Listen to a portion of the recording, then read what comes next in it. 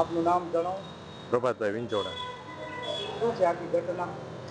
આખી ઘટના એમ થાય, આ દીકરી અમારી ભાણેજ થાય અને ધ્રોલ GM પટેલ સ્કૂલમાં દીકરી અભ્યાસ કરતી હતી. એટલે ગયા અઠવાડિયે એના વાલીને અહીંયા સ્કૂલમાંથી ફોન આવ્યો કે તમારી દીકરી બેભાન અવસ્થામાં છે, એટલે તમે એક ગાડી અને 2 જણા સાથે આવો. એટલે દીકરીના વાલી ત્યાં સ્કૂલ ઉપર ગયા. ત્યાં એવું જાણવા મળ્યું કે એમની દીકરી મૃત અવસ્થામાં છે.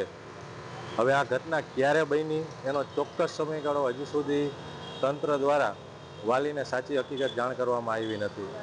આ ઘટનાના CCTV ફૂટેજ એ પણ એના વાલીને હજી સુધી 10 થી 12 દિવસથી હજી સુધી બતાવવામાં આવ્યા નથી. શું કાર્યવાહી થઈ આ ઘટના અંગે એની પણ કોઈ જાણ કરવામાં આવી નથી. તો આ ઘટના માટે થઈને આજે દેવભૂમિ દ્વારકા, જામનગર જિલ્લો અને કચ્છ જિલ્લાના તમામ મહેશ્વરી મેઘવાર સમાજ અને આ ઘટનાને લાગતા વળગતા તમામ લોકો સાથ આપવા માટે જામનગર રેલીનું SP સાહેબને આવેદન આપવા માટે આયોજન કરેલું હતું. અને બધાય આખો સમાજ ભેગો થયો છે. અને SP સાહેબે અઠવાડિયામાં આ બાબતની તમામ તપાસ કરી અને રજૂઆત પરિવારને કરવામાં આવશે અને સામેથી બોલાવવામાં આવશે એવી ખાતરી આપી છે.